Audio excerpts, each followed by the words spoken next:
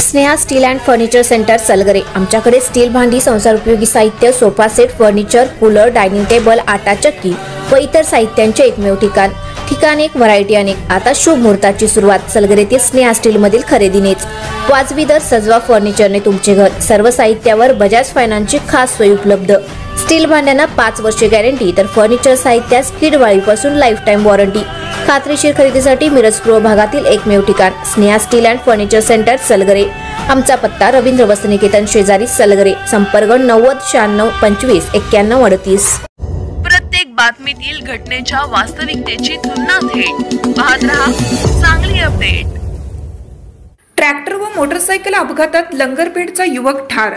कवठेमहांकाळ तालुक्यातील लंगरपेठ ते नांगोळे रस्त्यावर लंगरपेठ गावापासून 500 मीटर अंतरावर ट्रॅक्टर व मोटरसायकल यांच्यात धडक झाल्याने एका तरुणाचा जागीच मृत्यू झाला। अक्षय संभाजी पवार, वय 26, राहणार लंगरपेठ असं मृत्यू झालेल्या तरुणाचं नाव आहे।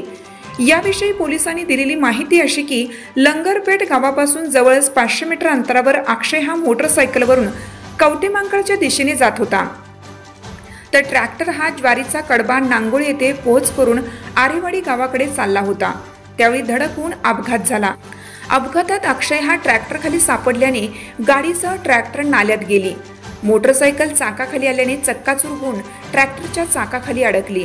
जखमीला तातडीने 108 रुग्णवाहिकेतून कवठेमहांकाळच्या उपजिल्हा रुग्णालयात दाखल करण्यात आलं, मात्र तेथे डॉक्टरांनी त्याला मृत घोषित केले।